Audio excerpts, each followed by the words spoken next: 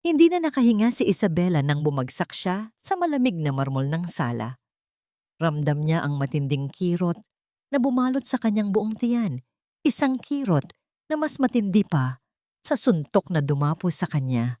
Ngunit mas masakit pa roon ang matalim na tingin ni Alexander, ang kanyang asawa, na nakatayo sa ibabaw niya. Walang bahid ng awa sa mga mata. Tila isang demonyo na nagtatago sa likod ng isang anghel na mukha. Ilang minuto na siyang nakahandusay roon. Ang mga luha ay patuloy na umaagos sa kanyang pisngi, halo sa pinagpawisang buhok. Nanginginig ang kanyang mga kamay habang pilit na kinakapkap ang kanyang tiyan. Ang sakit ay parang milyong karayom na tumutusok sa pinakapuso niya, na parang may nagtatangkang agawin ang pinakamamahal niyang yaman.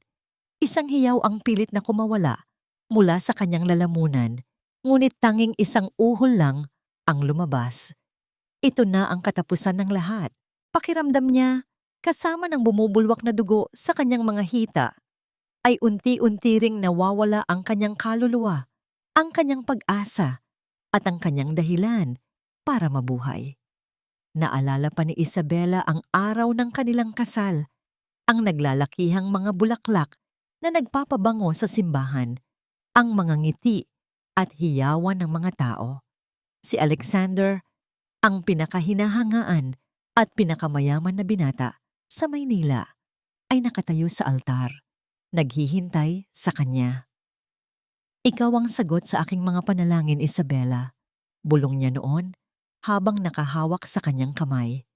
Gagawin kitang pinakamaligayang babae sa mundo. Mga salitang naging matamis na lason, unti-unting pumapatay sa kanyang kaluluwa. Ngayon, ang malaking mansyon nila sa Forbes Park ay tila isang gilded cage, isang kulungan na gawa sa ginto at marmol.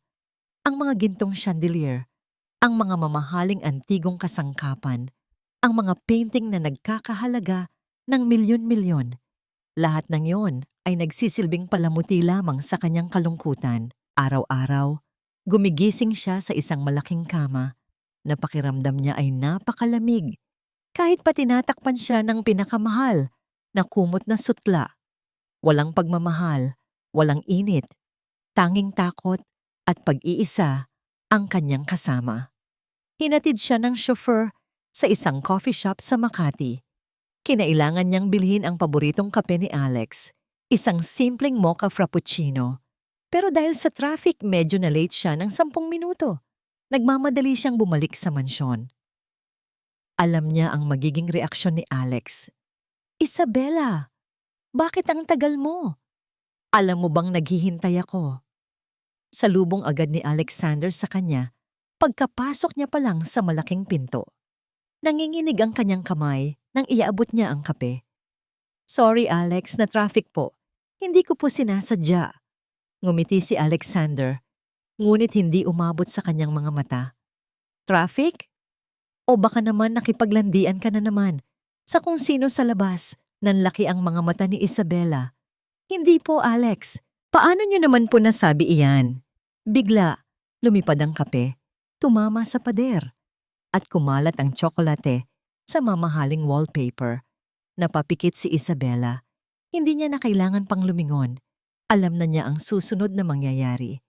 Wala kang kwenta, sigaw ni Alex. Dumapo ang isang malakas na sampal sa kanyang mukha. Umikot ang kanyang paningin.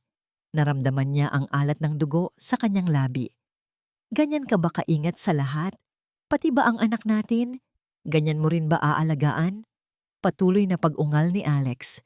Hindi nakasagot si Isabela. Nanginginig ang kanyang buong katawan. Isang malakas na tulak ang dumapo sa kanyang balikat. Bumagsak siya sa sahig. Ang kanyang tiyan. Ang sakit. Alex! Ang anak natin. Halos hindi niya na marinig ang sarili niyang boses. Ngunit si Alexander ay nanatili lang nakatayo roon. Ang kanyang mukha ay walang emosyon. Ang kanyang mga mata ay blanko. Para siyang isang estatwa, isang palamuti lamang sa kanyang sariling krimen. Ang dugo ay patuloy na bumubukal, kumakalat sa malamig na sahig. Naghalo ang kanyang mga luha sa dugo lumilikha ng isang mapait na larawan ng kanyang pagdurusa. Walang humpay na kirot ang pumupunit sa kanyang kalooban. Pakiramdam niya, kasama ng kanyang anak, ay namamatay din ang bawat piraso ng kanyang pagkatao, ang bawat pangarap na minsan niyang pinaniwalaan. Ang mga pangako ni Alex ay naging mga panakot. Ang pagmamahal ay naging pagpapahirap. At ngayon, ang kanyang pinakamimithi ay nawala. Wala na. Nawala na ang anak niya, nawala na ang lahat. Unti-unting nagbalik ang kamalayan ni Isabela. Ang unang bumungad sa kanya ay ang puting kisame ng isang silid. Ang amoy ng gamot ay kumapit sa kanyang ilong. Nakahiga siya sa isang kama. Ang kanyang katawan ay mahina at nanghihina. Sa tabi niya, mayroong IV drip na nakakabit sa kanyang braso. Lumingon siya. Binalot siya ng kalungkutan nang makita niya ang mga instrumentong medikal at ang monitor sa tabi ng kama. Hospital. Nasaan ang anak niya? Biglang bumalik ang mga alaala. Ang sakit, ang dugo, ang mukha ni Alexander. Agad siyang napaupo. Kahit pa naramdaman niya ang matinding kirot sa kanyang tiyan, napahawak siya sa kanyang puson, umaasa na maramdaman ang bahagyang umbok, ang presensya ng kanyang munting anghel. Ngunit wala. Flat. Empty. Pumasok ang isang nurse at isang doktor. Ang kanilang mga mukha ay malungkot at puno ng pag-aalala. Ma'am Isabela, kumusta na po ang pakiramdam ninyo? Tanong ng nurse, hawak ang braso niya para pakalmahin siya. Ang anak ko po. Nasaan po ang anak ko? Tanatong niyan, nanginginig ang boses, puno ng pag-asa na sana ay isa lang itong masamang panaginip. Nagkatinginan ng nurse at ang doktor. Bumuntong hininga ang doktor. Ang kanyang ekspresyon ay puno ng awa. I'm very sorry, Mrs. Montenegro. Hindi po nakayanan ng sanggol. We did everything we could, but it was too late. Parang pinutol ang kanyang hininga. Nabasag ang kanyang mundo. Hindi ito totoo. Napakuyom ang kanyang mga kamao. Ang mga luha ay umaagos ng walang humpay. Umiling-iling siya. Umaasang magigising siya mula sa bangungot na ito. Ngunit ang sakit sa kanyang tiyan ay tunay. Ang sakit sa kanyang puso ay mas totoo pa. Isang malalim na uhol ang kumawala mula sa kanyang lalamunan. Sumigaw siya.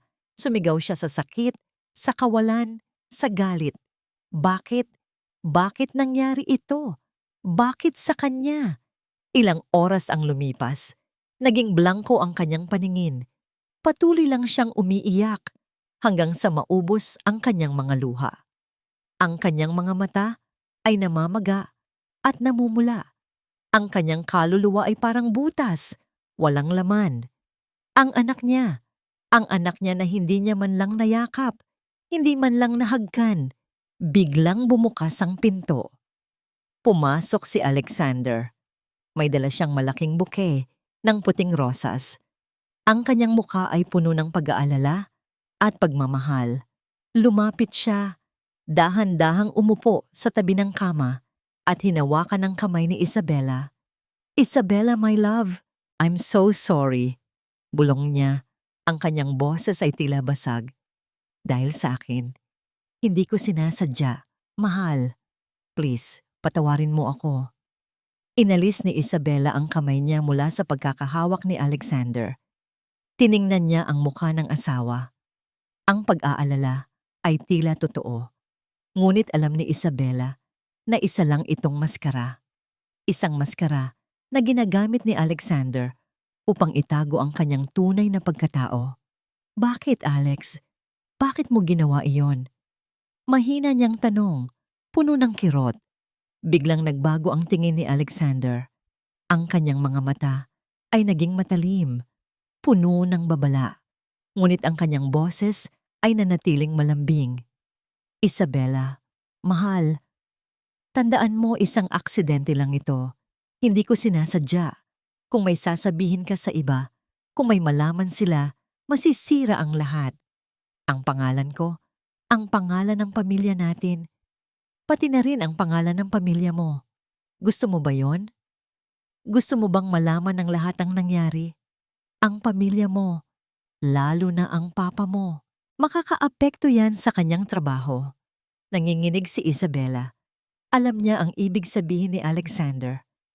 Alam niya ang kapangyarihan ng kanyang asawa at ang impluensya ng pamilya Montenegro. Ang kanyang papa, si Tamfan Roman de la Cruz, ay isang respetadong huwes. Ayaw niyang masira ang reputasyon nito. Ang kanyang puso ay nababalot ng takot. Makinig ka, Isabela. Patuloy ni Alex, nilapit ang kanyang mukha kay Isabela. Isang aksidente lang ito. Walang nakakita, walang nakakaalam. Ikaw lang at ako. Okay? Tumango si Isabela. Kahit na ayaw niyang gawin iyon, wala siyang magawa. Para siyang isang preso nakakulong sa kanyang sariling buhay. Maya-maya, pumasok si Tamfan Roman. Ang kanyang muka ay puno ng pag-aalala.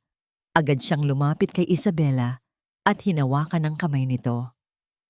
Anak, kumusta ka? Tanong niya. Ang kanyang boses ay malambing.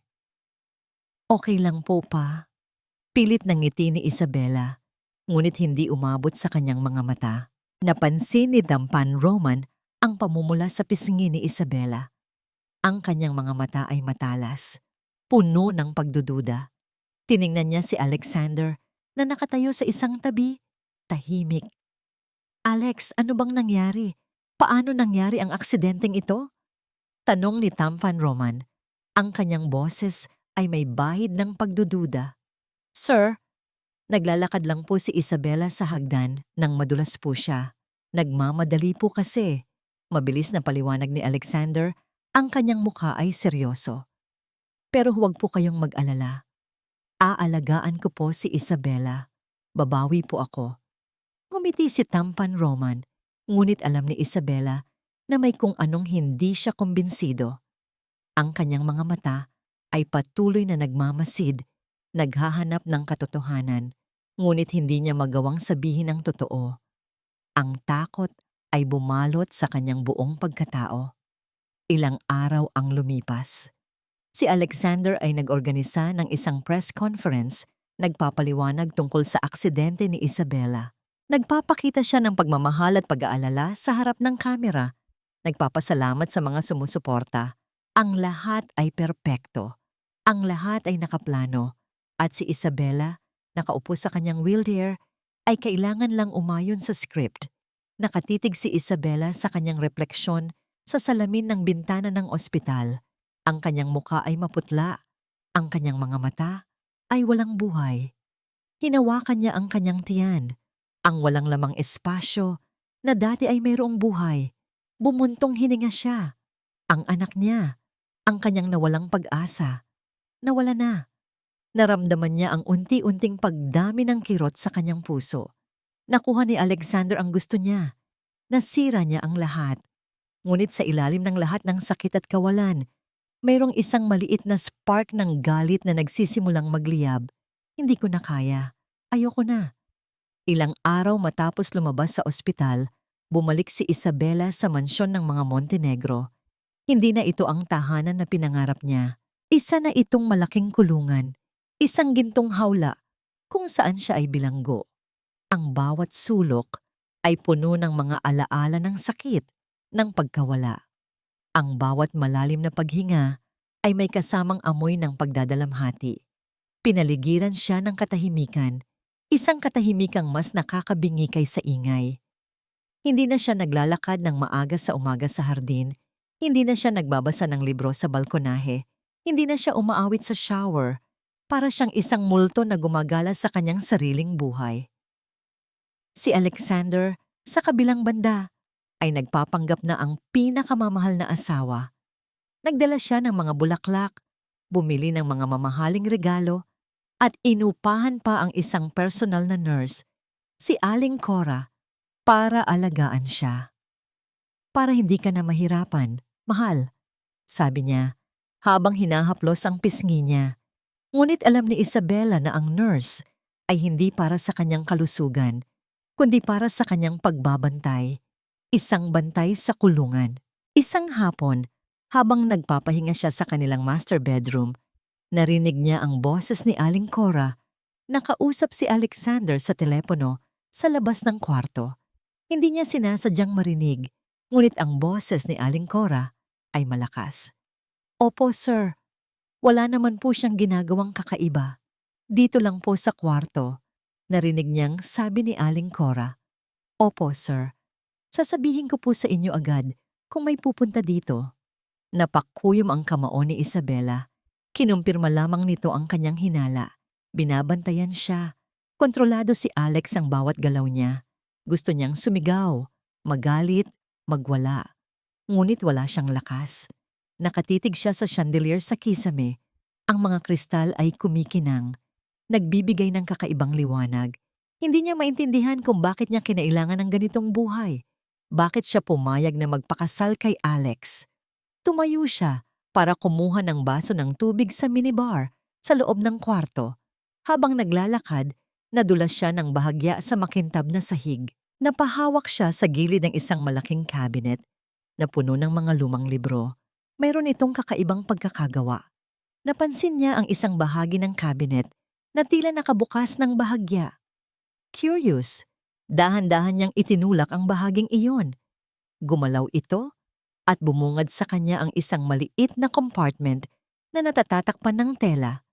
Nang alisin niya ang tela, nanlaki ang kanyang mga mata. Isang maliit na screen, isang monitor. Hindi ito nag-iilaw, ngunit may mga nakakabit na wire sa likod nito. Kinilabutan si Isabela. Ano na ito? Bakit ito nakatago? Pilit niyang sinindihan ang monitor. Sa una ay puro static, ngunit pagkatapos ng ilang segundo, nagpakita ito ng imahe. Ang kanyang sariling kwarto mula sa isang anggulo sa taas. Ang kanyang kama, ang dressing table, ang bawat sulok ng kwarto. Ito ay isang kamera. Isang nakatagong kamera.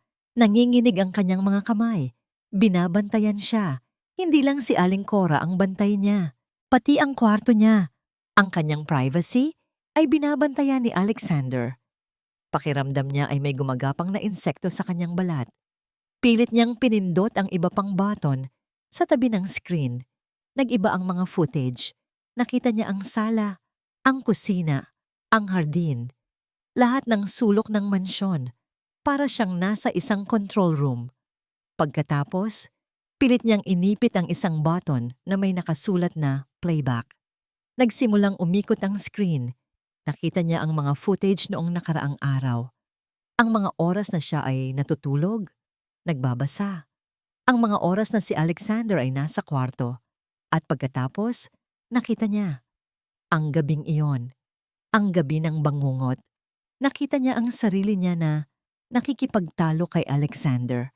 Ang kanyang panginginig. Ang pagkahulog ng kape. Ang sampal.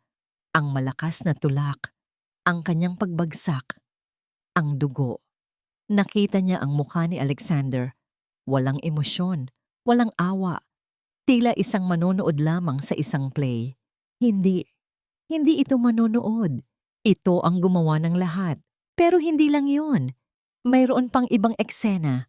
Pagkatapos niyang mawalan ng malay, yumuko si Alexander. Mayroon siyang sinasabi. Ang audio ay mahina. Ngunit pilit niyang pinakinggan. Huwag kang mag-alala, anak. Malapit na. Masisira na ang mga plano mo. At pagkatapos, nakarinig siya ng isang tawa. Isang malamig at nakakakilabot na tawa. Pakiramdam ni Isabela ay nawalan siya ng hininga. Hindi. Hindi ito maaaring mangyari. Ang mga salitang iyon, masisira na ang mga plano mo. Hindi lang ito aksidente. Sinadya ni Alexander. Sinadya niya ang lahat. Hindi lang niya ito pinabayaan, kundi sinadya niya. Ang kanyang anak. Ang kanyang munting anghel. Sinadya ni Alexander. Napakuyom ang kanyang mga kamao. Ang mga kuko ay bumaon sa kanyang balat. Ang sakit sa kanyang puso ay mas matindi pa sa pisikal na sakit. Galit. Puro galit. Ngunit sa ilalim ng galit, mayroong isang maliit na spark ng pag-asa. Ang camera. Ang lahat ay nakarecord. Ito ang kanyang ebidensya. Ang kanyang sandata. Nanginginig ang kanyang mga kamay. Pilit niyang hinahanap ang record or save button. Kailangan niya itong makuha. Kailangan niyang ilabas ang katotohanan. Kailangan niyang iligtas ang kanyang sarili at ang alaala ng kanyang anak. Nanginginig ang mga kamay ni Isabela habang pilit niyang inililipat ang video files mula sa nakatagong monitor patungo sa isang maliit na USB drive. Ang bawat click ay parang isang tibok ng kanyang puso, puno ng takot at pag-asa. Kailangan niyang maging maingat. Kailangan niyang maging mabilis. Alam niyang kapag nahuli siya ni Alexander, magiging mas masahol pa sa kamatayan ang kanyang magiging kapalaran. Lihim niyang sinasamantala ang bawat pagkakataon na wala si Alexander. Ginagawa niya ito sa gabi, kapag tulog na ang lahat, o sa mga pagkakataon na may business trip si Alexander. Ang bawat paglipat ng file ay parang pagkuha ng isang piraso ng kanyang buhay pabalik. Ang video ng gabing iyon, ang mga salita ni Alexander, ang lahat ng kasamaan. Pagkatapos ng ilang gabi ng walang tulog, nakuha rin niya ang lahat ng importanteng footage.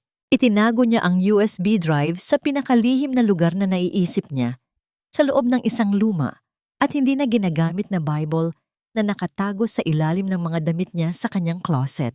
Ngayon, ang susunod na hakbang, kailangan niyang tawagan ang kanyang papa. Pumunta si Isabela sa banyo. Siniguradong nakakandado ang pinto. Mahina niyang dinial ang numero ng kanyang ama. Ang kanyang puso ay kumakabog ng malakas sa kanyang dibdib. Matagal bago sumagot si Tham Van Roman. "Hello anak, kumusta ka? Okay ka lang ba dyan?" Tanong ng kanyang papa. Ang boses ay puno ng pag-aalala. "Kailangan po nating magkita. Ngayon na po, may kailangan po akong sabihin sa inyo." Bulong ni Isabela, ang boses ay nanginginig. Napansin ni Tham Van Roman ang kakaiba sa kanyang boses. "Anak, may problema ba? May nangyari ba ulit kay Alex?" Napapikit si Isabela. Hindi niya alam kung paano sisimulan. "Pa, hindi ko po ito kayang sabihin sa telepono.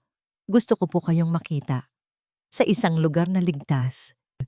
Sinabi niya ang pangalan ng isang lumang coffee shop na madalas nilang puntahan nung bata pa siya.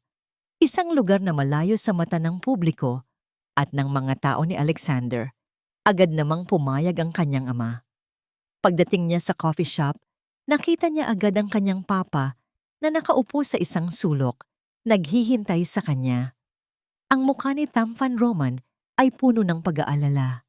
Agad siyang niyakap. "Anak, anong nangyari? Bakit ganyan ang itsura mo?" Tanong ng kanyang papa. Hinawakan ng kanyang pisngi. Umiyak si Isabela. Hindi niya na napigilan ang kanyang mga luha.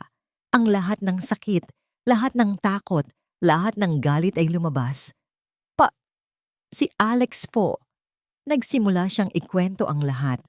Ang bawat detalye, ang bawat palo, ang bawat salita, ang bawat araw ng paghihirap, ang pagkawala ng kanilang anak, at ang pagtuklas niya sa kamera.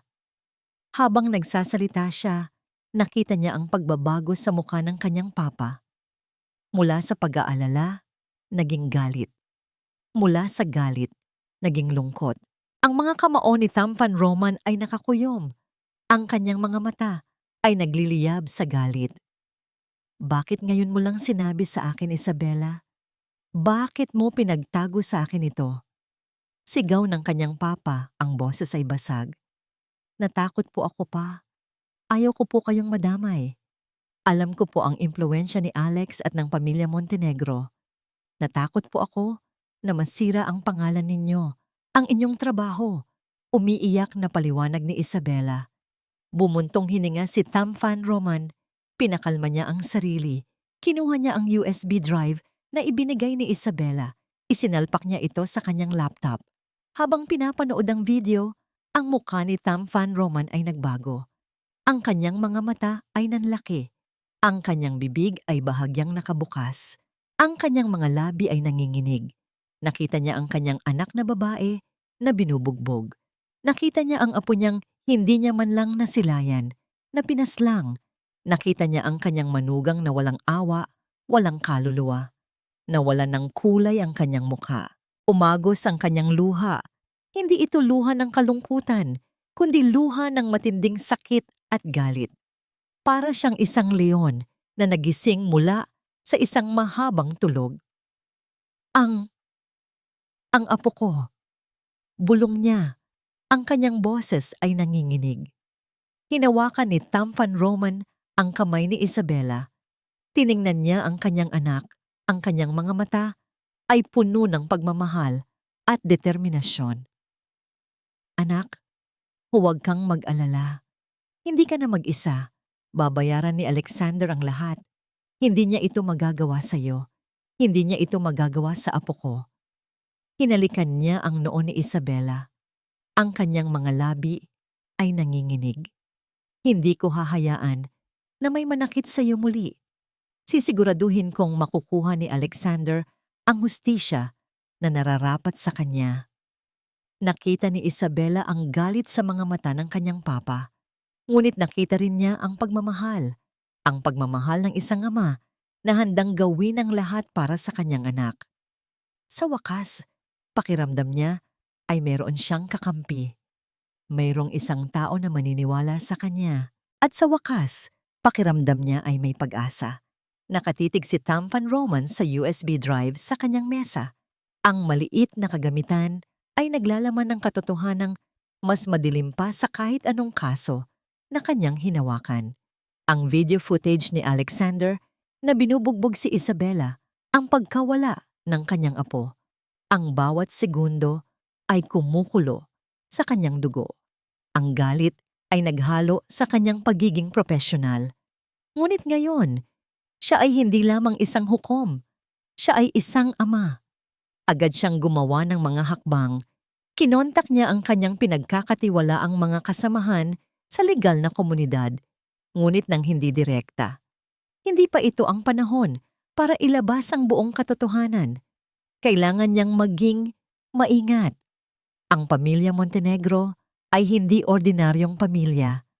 Ang kanilang impluwensya ay umaabot sa bawat sulok ng lipunan, mula sa negosyo hanggang sa politika, maging sa hudikatura. Kinabukasan, isang hindi inaasahang tawag ang kanyang natanggap mula kay Don Ricardo Montenegro, ang ama ni Alexander. Roman, kumusta ka na? May narinig akong balita tungkol sa inyong anak na si Isabela. May problema ba sa kasal nila ni Alexander? Ang boses ni Don Ricardo ay kalmado, ngunit may bahid ng pagbabanta na nakakubli sa bawat salita. Ricardo, wala kaming problema sa aming pamilya. Tugon ni Tampan Roman, pinanatili ang kanyang kalmado. Alam niyang ito ay isang pagsubok, isang paggalaw, upang alamin kung gaano nakarami ang alam niya. Talaga ba? May mga narinig kasi akong chismis na tila may pinagdadaanan si Isabela. Nabalitaan kong nagpunta ka sa kanya sa ospital, patuloy ni Don Ricardo. Gusto lang naming malaman na ayos ang lahat sa kanila ni Alexander. Mahalaga sa amin ang pangalan ng aming pamilya, Roman. Ayaw naming may makakasira niyan. Napakuyom ang kamao ni Tampan Roman sa ilalim ng kanyang mesa. Ang mga salita ni Don Ricardo ay malinaw na pagbabanta. Nagawa nilang alamin ang pagbisita niya sa ospital. Ibig sabihin, sinusubaybayan na nila si Isabela at marahil, pati na siya. Ricardo, ako ang ama ni Isabela. Karapatan kong alamin ang kalagayan ng anak ko, matigas na sagot ni Tampan Roman. At kung may sino man ang sumira sa pangalan ng inyong pamilya, hindi ako iyon. Mabuti naman kung ganoon, Roman. Tugon ni Don Ricardo, ang boses ay naging mas malamig. Sana ay manatili tayong magkaibigan. Ayaw nating masira ang magandang relasyon ng ating pamilya dahil lang sa mga hindi pagkakaintindihan. Pinutol ni Tampan Roman ang tawag. Alam niyang nagsimula na ang laban. Ang pamilya Montenegro ay isang pader na mahirap gibain. Naalala niya ang sinabi ni Isabela tungkol kay Gabriel. ang dating nobyo ng kanyang anak. Isang batang abogado, matalino, masipag, at may matinding pagmamahal sa hustisya. Bagaman noon ay hindi niya nagustuhan ang relasyon nila ni Isabela dahil sa pagkakaiba ng kanilang antas sa buhay, ngayon ay tila si Gabriel ang tamang tao upang tulungan siya. Walang takot, walang bahid ng korupsyon. Kinontak niya si Gabriel. Nagtakda sila ng isang lihim na pagpupulong. Ikinuwento niya ang lahat kay Gabriel, ipinapanood ang video footage. Tulad ng inaasahan, nanlaki ang mga mata ni Gabriel, puno ng galit at sakit. Kitang-kita ang pagmamahal na naroon pa rin sa puso niya para kay Isabela. Hindi ko po akalain na ganito ang ginawa ni Alexander kay Isabela. Sabi ni Gabriel, ang kanyang boses ay nanginginig. Kailangan po nating ibigay ang hustisya sa kanya at sa kanyang anak. Alam kong mahirap ito, Gabriel, sabi ni Thampan Roman. Ang pamilya Montenegro ay napakalakas. Maraming pwedeng mangyari sa karir mo. Ngumiti si Gabriel, isang nangiti na puno ng determinasyon. Sir, ang hustisya ay mas mahalaga kaysa sa karir ko. Handa po akong gawin ang lahat para kay Isabela. Sa loob ng ilang araw, nagsimula silang magtrabaho ng lihim. Si Gabriel ay naghahanap ng mga precedents, mga batas na pwedeng gamitin. Si Thampan Roman naman ay nagsimulang mag-organisa ng kanyang mga koneksyon. Naghahanap ng mga taong pwedeng magbigay ng suporta. Pero hindi rin nagtagal. Nagsimulang kumalat ang mga chismis. Lumabas sa mga social media at tabloid na si Isabela ay mentalmente hindi stable at nagrereklamo lang dahil sa pera. Ibinibintang din na ang pagkawala ng anak niya ay dahil sa kapabayaan niya o depresyon. Malinaw na gawa ito ng pamilya Montenegro upang siraan ang pangalan ni Isabela at ihanda ang publiko para sa kanilang depensa. Isang gabi, habang nagbabasa si Thampan Roman ng pahayagan, nakita niya ang kanyang sariling pangalan sa headline. Isang lumang kaso, isang kasong puno ng kontrobersya ay muling ibinabalik. Isang kaso kung saan siya ay inakusahan noon ng korupsyon, ngunit napatunayang inosente. Malinaw na pagbabanta ito. Nakatitig si Thampan Roman sa pahayagagan, ang kanyang mga mata ay nanlilisik. Alam niyang ito ay simula pa lamang. Ito ay isang digmaan, ngunit para kay Isabela, para sa kanyang apo, handa siyang lumaban. Hindi niya hahayaan na matalo sila. Nanginginig ang mga kamay ni Isabela habang hawak niya ang telepono. Tumawag ang kanyang papa, sinabing kailangan niyang makipagkita sa isang abogado. Isang abogado na maaring makatulong sa kanya. Isang abogado na may alam sa kanyang nakaraan. Si Gabriel, magkahalong kaba at pag-asa ang naramdaman niya. Si Gabriel, ang pangalang iyon ay parang isang matamis na alaala mula sa isang nakalimutang pangarap. Ang lalaking minsan niyang minahal ng buong puso bago pa man niya makilala si Alexander. Inayos niya ang kanyang sarili sa harap ng salamin. Ang kanyang mukha ay maputla. Ang kanyang mga mata ay may bakas pa rin ng kalungkutan. Pilit siyang ngumiti. Umaasang mabura ang bakas ng mga nakaraang buwan.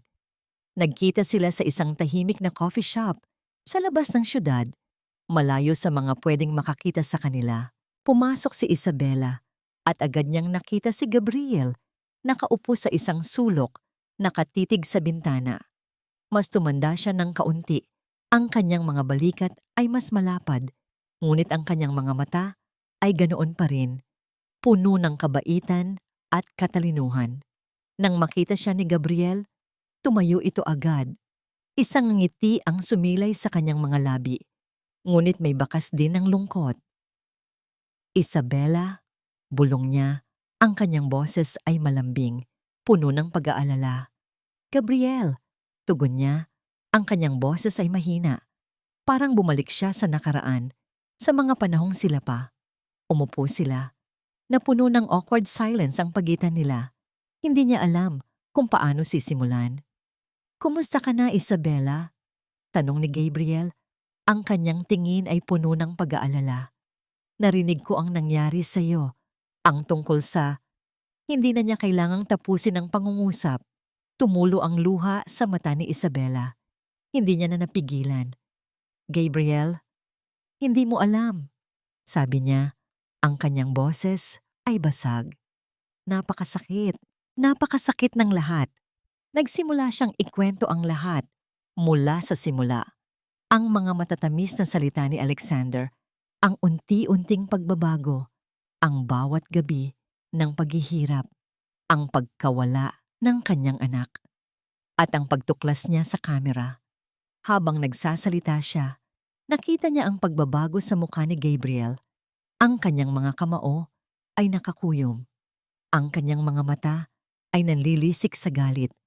Ang kanyang mukha ay namumula. Hindi ko po akalain na ganito ang kayang gawin ni Alexander, sabi ni Gabriel. Ang kanyang boses ay nanginginig.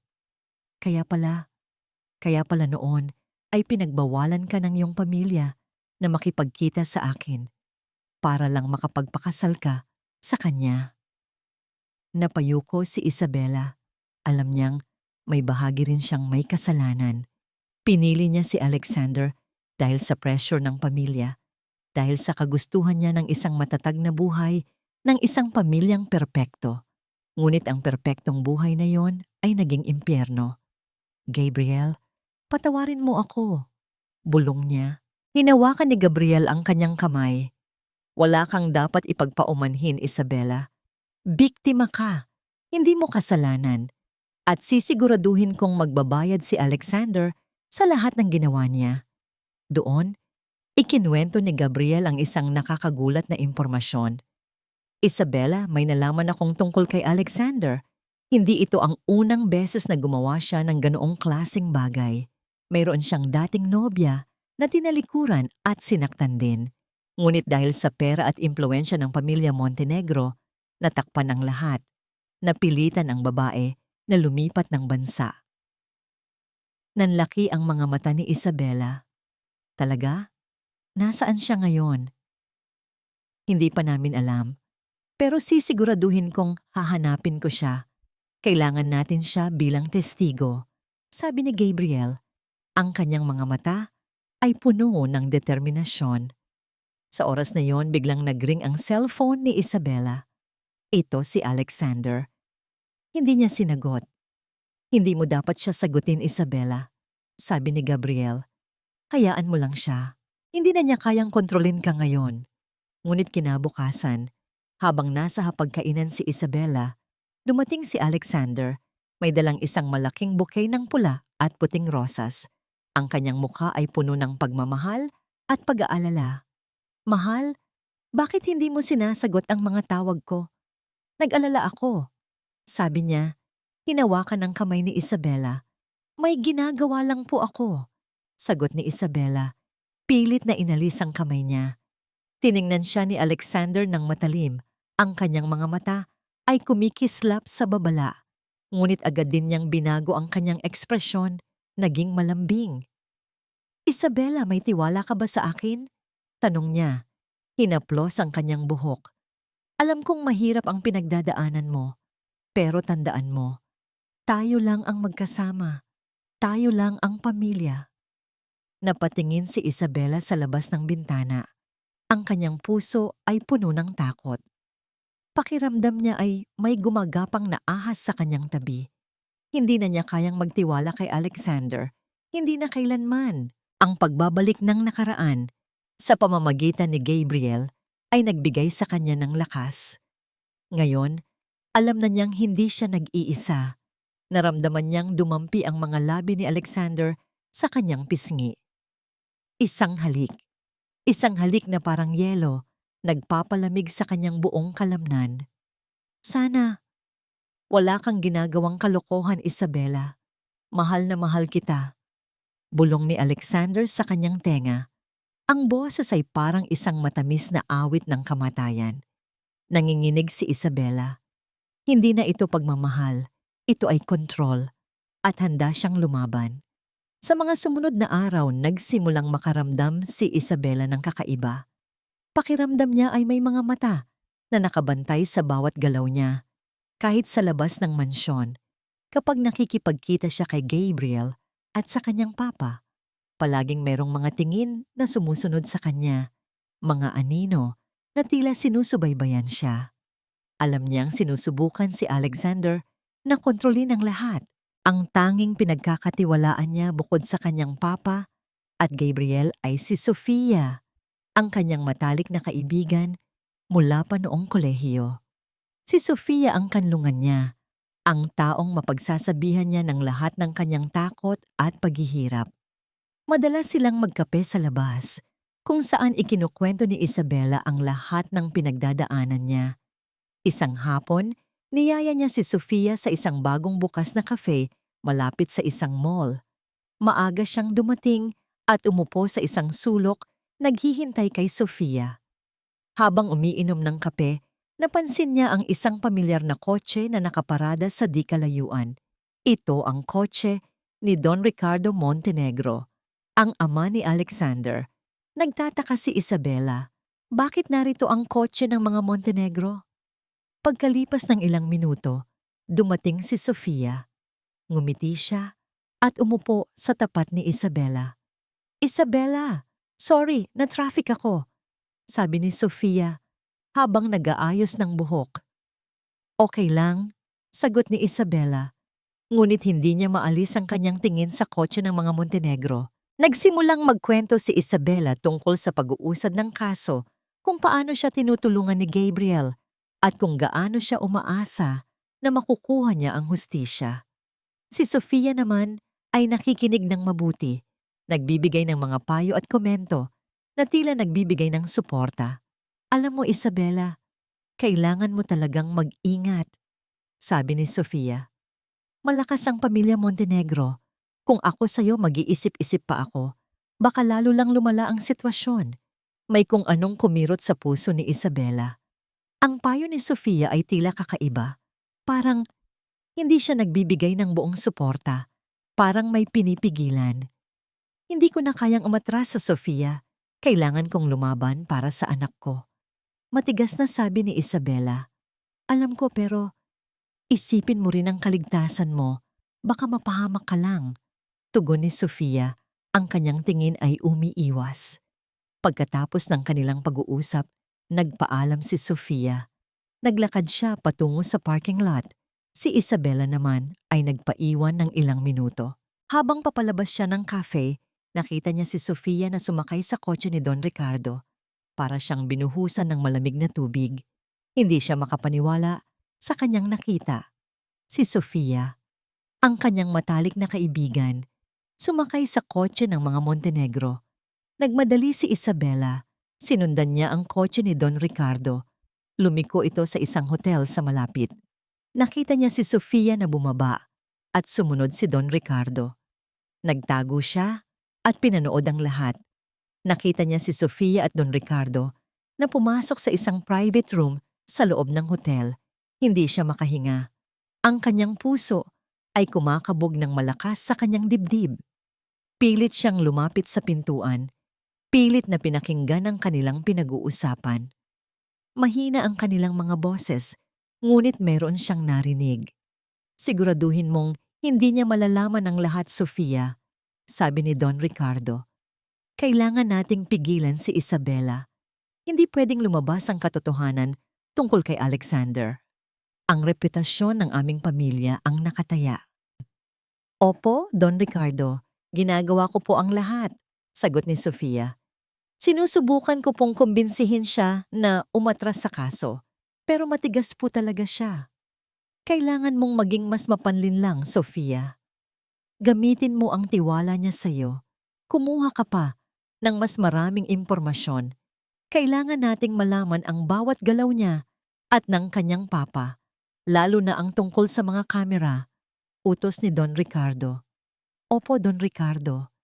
May narinig po akong sinasabi niya tungkol sa isang dating nobya ni Alexander. Naghahanap po sila ng testigo.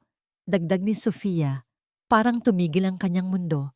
Si Sofia, ang kanyang matalik na kaibigan, ang taong pinagkakatiwalaan niya ng buong puso.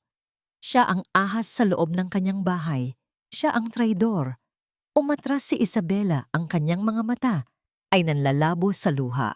Ang kanyang puso ay nabasag. Mula sa sakit ng pagkawala ng anak, ngayon ay ang sakit ng pagtataksil. Walang natira sa kanya. Walang sino man ang mapagkakatiwalaan niya. Umuwi si Isabela, tuliro at nanghihina. Alam niyang kailangan niyang harapin si Sofia. Kailangan niyang malaman ang katotohanan. Kinabukasan, kinausap niya si Sofia, hindi na niya ito nakaya. Sofia, bakit? Bakit mo ginawa ito sa akin? Tanong ni Isabela. Ang kanyang mga mata ay puno ng luha. Nanlaki ang mga mata ni Sofia. Anong sinasabi mo, Isabela? Wala akong ginagawa. Nakita kita, Sofia. Nakita kita kasama si Don Ricardo. Narinig ko ang lalahat. Sumigaw si Isabela, ang kanyang boses ay basag. Napayuko si Sofia, umiyak siya. Isabela, patawarin mo ako. Napilitan lang ako. Binantaan nila ako. Ang pamilya ko. Ang trabaho ko. Pamilya? Trabaho? Paano naman ako, Sofia? Ang anak ko? Sigaw ni Isabela. Pinagkatiwalaan kita. Ang akala ko, kaibigan kita. Lumabas si Sofia, umiiyak. Ngunit para kay Isabela, hindi sapat ang kanyang luha. Hindi nito mabubura ang sakit ng pagtataksil. Ngayon, pakiramdam niya ay ganap na siyang nag-iisa. Naramdaman niya ang malamig na simoy ng hangin sa kanyang pisngi. Ang kanyang puso ay nababalot ng lungkot. Ngunit sa gitna ng lahat ng sakit, isang maliit na spark ng determinasyon ang muling nagliyab. Hindi na siya magpapatalo. Hindi na siya magpapabiktima. Biglang nag-vibrate ang cellphone niya. Isang text message mula sa isang unknown number. May tinatago pa si Alexander na mas malala. Mag-ingat ka. Nagulat si Isabela. Sino ito? Sino ang nagpapadala ng mensaheng ito? Mayroon pa bang mas masama kaysa sa nawala niyang anak at pagtataksil ng kaibigan? Ang balita tungkol sa kaso ni Isabela laban kay Alexander ay kumalat na parang apoy sa tuyong damo. Ang mga Montenegro ay gumamit ng kanilang impluwensya upang kontrolin ang narrative.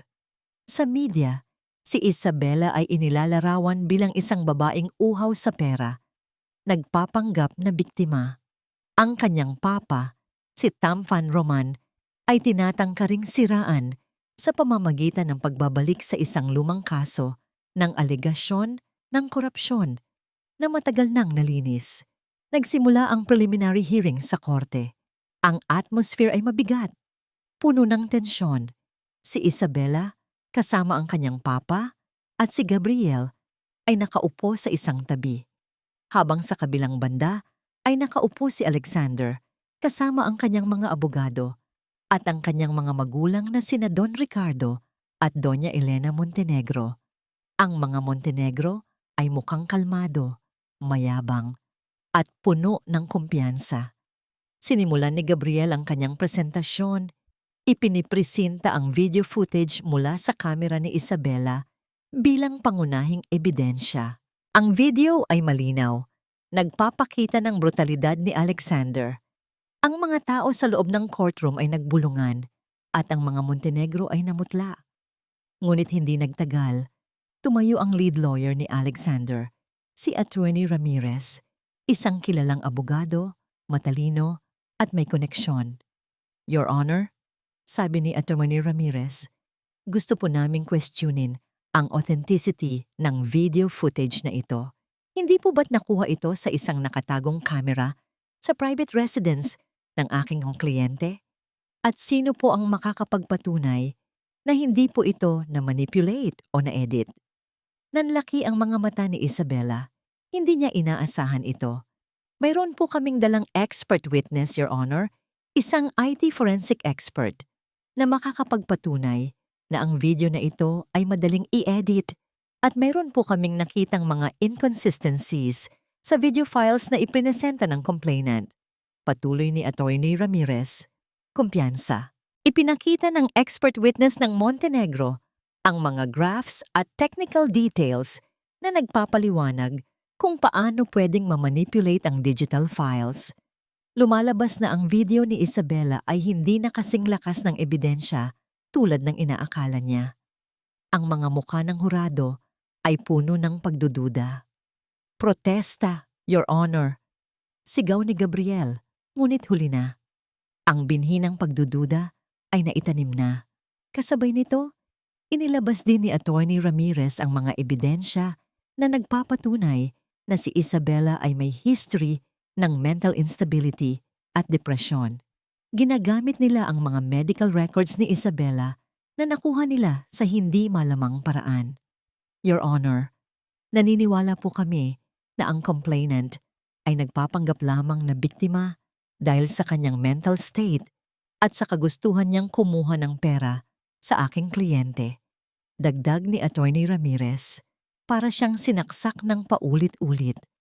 Ang mga salita ay tumatagos sa kanyang puso. Pagkatapos noon, ibinaling ni Attorney Ramirez ang atensyon niya kay Tampan Roman. Your Honor, mayroon din po kaming natuklasan na nagdududa sa kredibilidad ng pamilya ng complainant, lalo na sa kanyang ama, na isang respetadong hukom. Sinimulan niyang ilabas ang mga lumang pahayagan at dokumento tungkol sa dating kaso ng korupsyon ni Tampan Roman.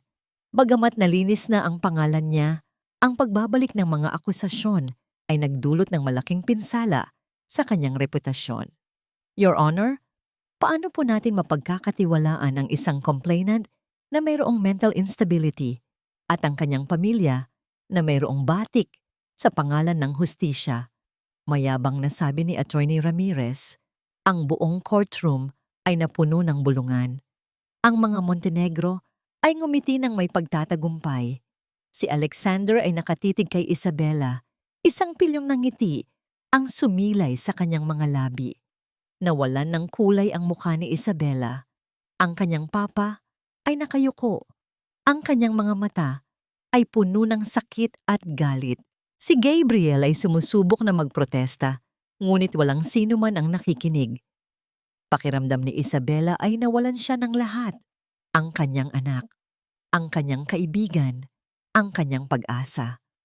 Ngayon, pati ang kanyang papa ay dinadamay. Ang kanyang mga ebidensya ay tinatangkaring sirain. Ang kanyang pangalan ay dinudungisan. Nagsimulang umikot ang kanyang paningin. Naramdaman niya ang pagkahilo. Ang kanyang puso ay kumakabog ng malakas. Tila lalabas sa kanyang dibdib. Ang lahat ay nakasentro sa kanya, sa kanyang pagdurusa. Hindi na niya nakayanan ang lahat ng presyon, ang lahat ng sakit, ang lahat ng kawalan. Biglang bumagsak si Isabela sa upuan. Naramdaman niya ang dilim na bumalot sa kanya at nawalan siya ng malay. Ang huling narinig niya ay ang gulo sa loob ng courtroom at ang boses ng kanyang papa na sumisigaw sa kanyang pangalan. All is lost. Lahat ay nawala. Unti-unting nagbalik ang kamalayan ni Isabela. Nakahiga siya sa isang kama, sa isang pribadong silid sa ospital. Ang kanyang papa, si Tampan Roman, ay nakaupo sa tabi niya, hawak ang kanyang kamay. Ang kanyang mukha ay pagod at puno ng pag-aalala. Anak, okay ka na ba? Tanong ng kanyang papa, ang boses ay malambing. Tumingin si Isabela sa kanyang papa. Nakita niya ang sakit sa mga mata nito, ang kaso, ang mga akusasyon, lahat dahil sa kanya. Patawarin niyo po ako, mahina niyang sabi. Dahil sa akin, nadadamay pa po kayo. Niyakap siya ni Tampan Roman ng mahigpit. Anak, huwag mong sabihin iyan. Hindi mo kasalanan. Ang responsibilidad ko bilang ama ay protektahan ka. At ang responsibilidad ko bilang hukom ay panindigan ang hustisya. Hindi ko hahayaan na matalo tayo. Ang mga salita ng kanyang papa ay nagbigay ng init sa kanyang puso. Naramdaman niya ang lakas na unti-unting bumalik sa kanya. Siya ay isang De La Cruz. Hindi siya susuko. Lalaban siya para sa kanyang anak at para sa kanyang papa. Pumasok si Gabriel sa silid. May dalang isang bag. Ang kanyang mukha ay puno ng pag-asa. Isabela is Sir Roman. Mayroon po akong magandang balita, sabi ni Gabriel.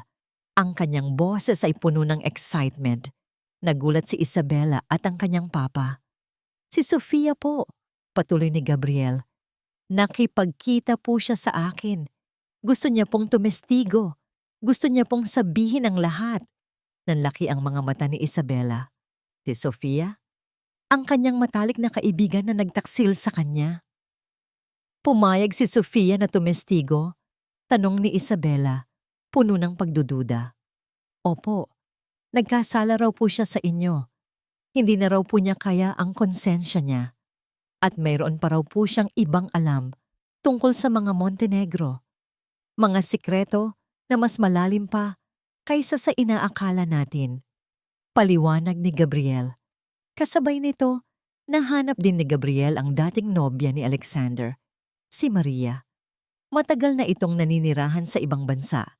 Takot sa impluwensya ng mga Montenegro.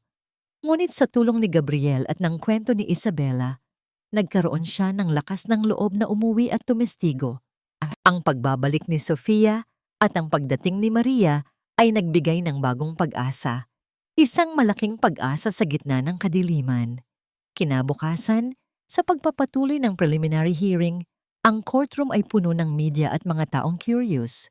Ang mga Montenegro ay nanatiling mayabang, ngunit may bakas ng kaba sa kanilang mga mukha.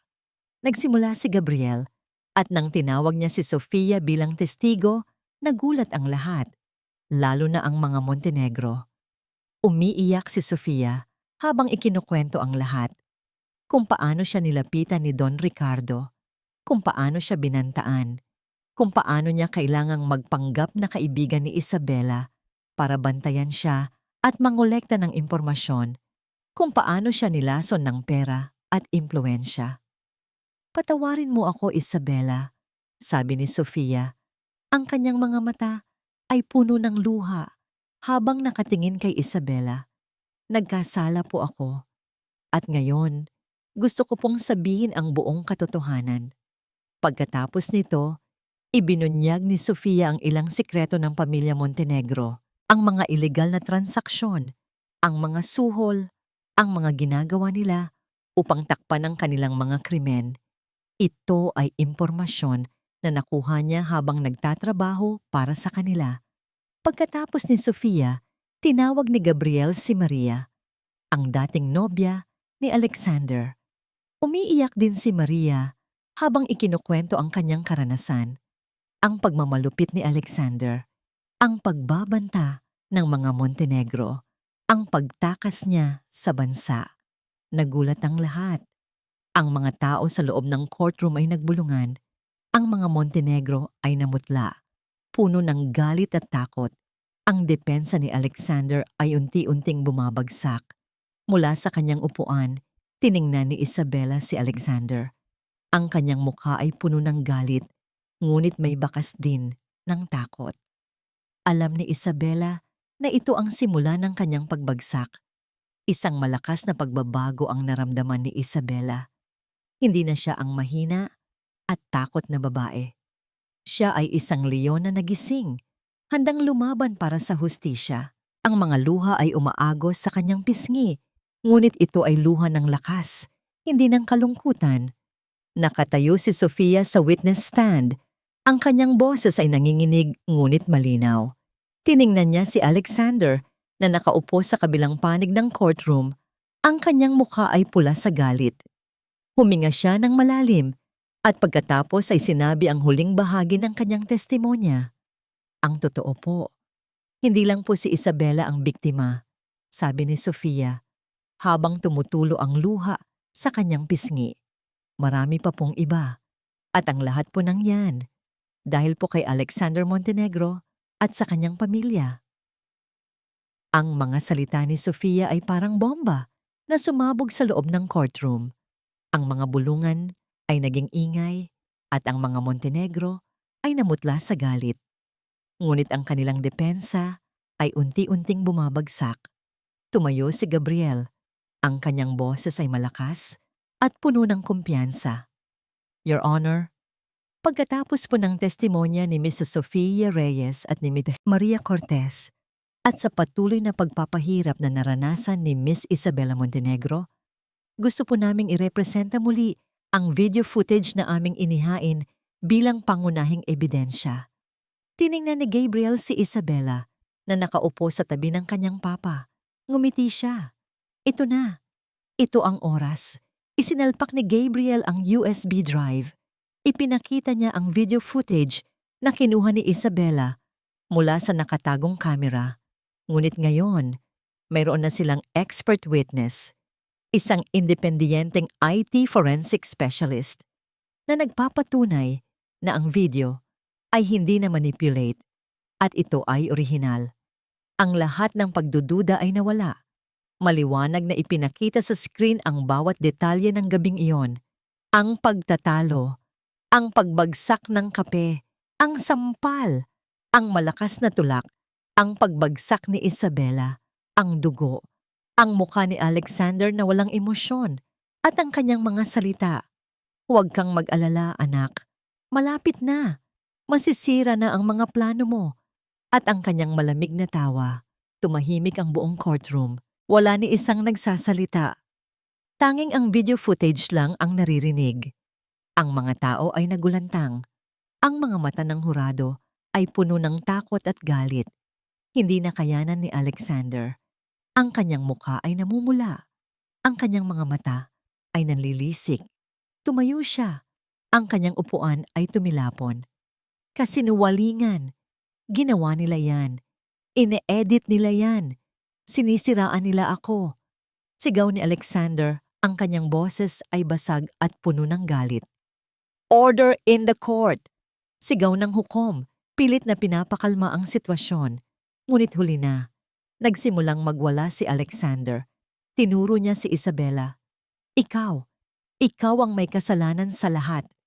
Ikaw ang sumisira sa buhay ko. Ikaw ang pumatay sa anak natin. Sigaw niya, ang kanyang mga mata ay parang apoy. Napapahawak si Isabela sa kanyang papa. Ngunit hindi na siya natatakot. Ang galit ni Alexander ay nagpapakita lamang ng kanyang tunay na kulay. Ang tunay na mukha ng halimaw. Mr. Montenegro, umupo ka. Utos ng hukom. Ngunit hindi nakinig si Alexander. Patuloy lang siya sa pagsigaw. Ayaw mo ba talaga ng pamilya, Isabela? Hindi mo ako mahal. Kaya ka bumalik sa Gabriel na yon, ang mahirap na yon. Nagulat ang lahat. Ang pagbanggit sa pangalan ni Gabriel ay nagpakita na mayroong ibang motibo si Alexander. Hindi lang ito tungkol sa anak. Ito ay tungkol sa control. Tumingin si Alexander sa kanyang mga magulang. Mama, Papa, sabihin niyo sa kanila. Sabihin niyo na kasinungalingan ang lahat ng ito. Ngunit ang mga Montenegro ay nakayuko. Ang kanilang mga mukha ay maputla. Alam nilang tapos na ang lahat. Wala na silang magagawa. Isang salita pa, Mr. Montenegro, at ipapa-contempt of court kita. Galit na sabi ng hukom. Tumingin si Alexander sa hukom. Ang kanyang mga mata ay puno ng pagkamuhi. Hindi ako matatalo. Hindi ako kailanman matatalo. Bigla siyang bumaling kay Isabela. Ang kanyang mga mata ay puno ng pagbabanta. Isabela, hindi pa tayo tapos. Tandaan mo yan. Hindi pa tayo tapos. Pagkatapos nito, ang mga gwardya ay pumasok at pilit na kinaladkad si Alexander palabas ng courtroom. Nagpupumiglas siya, sumisigaw, nagbabanta. Ang kanyang pagwawala ay nagpapakita lamang kung gaano siya kawalang kontrol at kung gaano siya kawalang awa. Naiwan ang courtroom sa katahimikan. Ang lahat ay nagulantang. Ngunit sa likod ng gulat mayroong isang pakiramdam ng kumpirmasyon. Ang tunay na mukha ni Alexander ay nabunyag na. Nagtama ang tingin ni Isabela at ng kanyang papa. Sa wakas, ang katotohanan ay lumabas. Ang hustisya ay malapit na. Ilang linggo matapos ang gulo sa courtroom, dumating ang araw ng paghatol. Ang balita tungkol sa pagwawala ni Alexander sa korte ay kumalat na sa buong bansa. Nagdulot ng matinding pagkamuhi sa kanya at sa kanyang pamilya. Ang dating idinodiyos na pamilya Montenegro ay ngayoy kinasusuklaman na. Ang courtroom ay puno ng tao. mas marami pa kaysa dati. Ang media, ang publiko, at ang mga taong nakikiramay kay Isabela ay naroon. Si Isabela kasama ang kanyang papa at si Gabriel ay nakaupo sa harap, ang kanilang mga puso ay kumakabog ng malakas. Sa kabilang banda, nakaupo si Alexander, kalmado na ngayon. Ngunit ang kanyang mga mata ay nananatiling walang buhay, puno ng pagkamuhi. Ang kanyang mga magulang ay nasa tabi niya. Ang kanilang mga mukha ay maputla at puno ng kahihiyan. Nagsimulang magsalita ang hukom. Ang kanyang boses ay malinaw at matatag. Isa-isa niyang binanggit ang mga ebidensya, ang mga testimonya nina Sofia at Maria, at ang video footage. Binanggit din niya ang pagwawala ni Alexander sa korte na nagsilbing kumpirmasyon ng kanyang pagkakasala. Dahil po sa mga ebidensya at testimonya na inihain sa korte at sa pagwawala ng akusado na si Alexander Montenegro, idinideklara po ng korte na nagkasala si Alexander Montenegro sa krimen ng domestic violence at sa pagpatay ng kanyang sariling anak, sabi ng hukom. Nagbulungan ng mga tao sa loob ng courtroom. Ang mga Montenegro ay namutla. Si Alexander ay nanatiling kalmado, ngunit ang kanyang mga labi ay nanginginig. Ipinataw ng hukom ang sentensya. Si Alexander Montenegro ay hinahatulan ng habambuhay na pagkakakulong. Bukod pa rito, ang kanyang ari-arian ay kukumpiskahin upang magbayad sa mga pinsalang dinulot niya kay Isabela Montenegro at sa kanyang pamilya. Isang hiyaw ng pagtatagumpay ang narinig mula sa mga tao. Si Isabela ay napayakap sa kanyang papa. Ang mga luha ay umaagos sa kanyang pisngi, ngunit ito ay luha ng kalayaan, hindi ng kalungkutan. Sa wakas, nakamit niya ang hustisya. Tiningnan niya si Alexander na ngayon ay kinakaladkad na ng mga gwardiya. Ang kanyang mukha ay puno ng galit at pagkamuhi, ngunit ngayon, wala na siyang kapangyarihan. Hindi na siya makakasakit. Hindi na siya makakakontrol. Sa wakas, malaya na siya. Pagkatapos ng paghatol, niyakap ni Tampan Roman si Isabela ng mahigpit. Anak, tapos na ang lahat. Malaya ka na. Salamat po, pa. Bulong ni Isabela habang umiiyak. Salamat po sa lahat. Lumapit si Gabriel. Isabela, nagawa natin. Sa wakas, nakamit mo ang hustisya. Ngumiti si Isabela. Salamat, Gabriel. Hindi ko ito magagawa kung wala ka. Sa mga sumunod na linggo, unti-unting nagsimulang maghilom ang mga sugat ni Isabela. Ang mga Montenegro ay nawalan ng lahat. Ang kanilang ari-arian ay kinumpiska at ang kanilang pangalan ay nadungisan ng tuluyan. Ang dating pamilya na tinitingala ay ngayoy kinasusuklaman. Si Isabela ay nanatili sa piling ng kanyang papa. Nagsimula siyang magkaroon ng therapy upang tulungan siyang makabangon mula sa trauma. Ang bawat session ay mahirap, ngunit unti-unti natututunan niyang tanggapin ang nangyari. Natututunan niyang patawarin ang kanyang sarili. Natututunan niyang mabuhay muli. Isang araw, habang nakaupo siya sa balkonahe, nag-uusap sila ng kanyang papa. Anak, anong plano mo ngayon? Tanong ni Tampan Roman. Ngumiti si Isabela. Gusto ko pong tumulong sa ibang mga babae pa. Gusto kong maging boses para sa mga walang boses. Gusto kong magtayo ng isang foundation para sa mga biktima ng domestic violence. Napangiti ang kanyang papa. Iyan ang anak ko. Palagi kang may puso. Hindi pa ganap na gumaling ang kanyang sugat, ngunit ang sakit ay hindi na kasing tindi ng dati. Ang alaala ng kanyang anak ay nanatili sa kanyang puso, ngunit ngayon, ito ay nagbibigay sa kanya ng lakas, hindi ng kalungkutan. Ang pagtanggap, ito ang susi. Nakatayo si Isabela sa kanyang kwarto, nakatingin sa labas ng bintana. Ang araw ay unti-unting sumisikat, nagbibigay ng bagong liwanag sa mundo. Naramdaman niya ang init ng sikat ng araw sa kanyang balat. Hinawakan niya ang kanyang tiyan. Ang sakit ay nanatili, ngunit ngayon, mayroon ng pag-asa. Huminga siya ng malalim. Malaya na ako, bulong niya. Ilang taon ang lumipas. Ang mga sugat ni Isabela ay naghilom na. Bagamat ang peklat ay mananatili, nagpapaalala sa kanya ng kanyang pinagdaanan.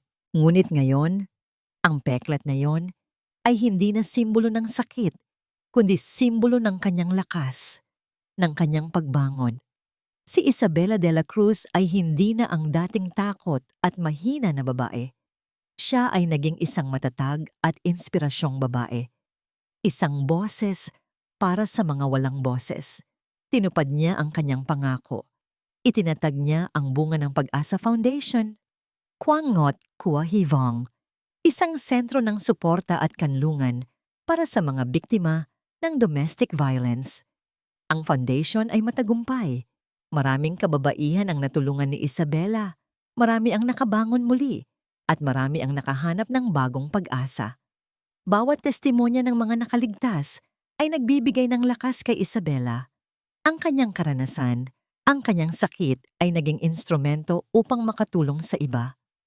Isang araw, nagbigay ng speech si Isabela sa isang event para sa foundation. Ang kanyang boses ay malinaw at puno ng damdamin. Ikinuwento niya ang kanyang kwento mula sa kanyang perpektong kasal hanggang sa kanyang pinakamasamang bangungot hanggang sa kanyang pagbangon. Hindi madali ang pagbangon. Maraming beses akong nadapa. Maraming beses akong nawalan ng pag-asa, sabi ni Isabela habang tumutulo ang luha sa kanyang pisngi. Ngunit dahil sa pagmamahal ng aking papa, sa tulong ni Gabriel at sa alaala ng aking anak, natutunan kong lumaban. Natutunan kong magpatawad at natutunan kong tumayo muli. Pinakinggan siya ng mga tao ng may paghanga. Ang kanyang kwento ay nagbigay inspirasyon sa marami. Pagkatapos ng kanyang speech, nilapitan siya ng maraming tao. Nagpasalamat, yumakap at umiyak. Sa gilid, nakaupo ang kanyang papa, si Tham Van Roman at si Gabriel. Pareho silang nakangiti, puno ng pagmamalaki. Si Tham Van Roman ay mas naging malapit kay Isabela, ang kanilang relasyon ay mas naging matatag at puno ng pagmamahal. Si Gabriel naman ay nanatiling malapit na kaibigan at kasamahan ni Isabela, laging handang tumulong at sumuporta sa kanyang mga proyekto. Ang kanilang pagmamahalan noon ay nagbago sa isang malalim na paggalang at pagkakaibigan. Pagkatapos ng event, naglakad-lakad si Isabela sa isang parke. Ang araw ay unti-unting lumulubog at ang langit ay puno ng iba't ibang kulay. Nakita niya ang mga bata na naglalaro, tumatakbo, nagtatawanan. Ang isang pamilya ay nagpipiknik sa ilalim ng puno. Napangiti si Isabela. Ang buhay ay puno ng pagsubok, ngunit puno rin ng kagandahan. Ang kanyang anak ay wala na, ngunit ang alaala nito ay mananatili. Ang bawat tulong na ibinibigay niya sa iba ay parang pagbibigay ng bagong buhay sa kanyang anak. Huminto siya sa harap ng isang bench. Umupo siya at ipinikit ang kanyang mga mata. Naramdaman niya ang malamig na simoy ng hangin sa kanyang pisngi. Narinig niya ang tawanan ng mga bata. Naramdaman niya ang kapayapaan. Hindi na siya nabubuhay sa takot. Hindi na siya nabubuhay sa nakaraan. Nabubuhay siya para sa kasalukuyan at para sa kinabukasan. Nabubuhay siya para sa pag-asa. Binuksan niya ang kanyang mga mata. Nakita niya ang isang batang babae na tumatakbo patungo sa kanya. May daladalang bulaklak. "Ate, para po sa inyo," sabi ng bata. Iniaabot ang bulaklak. Ngumiti si Isabela. Kinuha niya ang bulaklak. "Salamat, anak." Tumakbo ang bata, pabalik sa kanyang ina. Tiningnan ni Isabela ang bulaklak. Isang puting rosas. Simbolo ng bagong simula. Tiningnan niya ang paglubog ng araw. Ang langit ay puno ng pag-asa. Hindi na siya nag-iisa. Hindi na siya biktima. Siya ay isang survivor. Siya ay isang tagapagbigay ng pag-asa. Ipinikit niya ang kanyang mga mata. Naramdaman ang kapayapaan sa kanyang puso. At bumulong. "Salamat, anak. Dahil sa'yo, nabuhay akong muli."